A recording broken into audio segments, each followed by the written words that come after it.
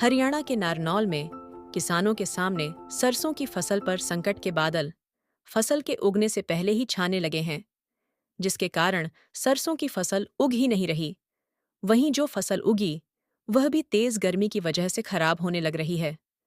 उगी हुई फसल में गुजिया विवल नामक कीड़े ने आक्रमण कर दिया है, जिसके कारण फसल खराब हो गई है। इसे देशी भाषा में धोलिया रोग भी कहते हैं।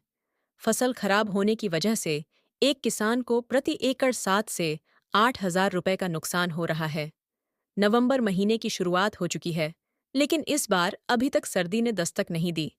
रात के समय भी गर्मी पड़ रही है, जिसकी वजह से किसानों के सामने उनकी फसलों को लेकर मुसीबत खड़ी हो गई है। क्षेत्र का तापमान 37 डिग्री से 38 डिग्री सेल्सियस के बीच चल रहा है।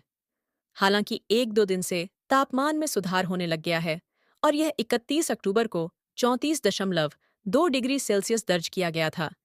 लेकिन इस गर्म तापमान की वजह से सरसों की फसल खेतों में उगी ही नहीं। फसल नहीं उगने के कारण किसानों को काफी आर्थिक नुकसान झेलना पड़ रहा है।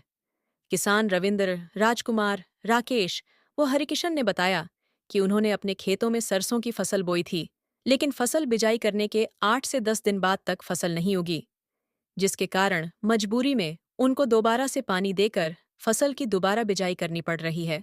इससे किसानों को प्रति एकड़ करीब 7 से 8 हजार रुपए का नुकसान हो रहा है, जिसमें 1,500 रुपए फसल की बुवाई, 1,100 बीज की थैली तथा 1,500 रुपए के करीब फसल की सिंचाई शामिल है।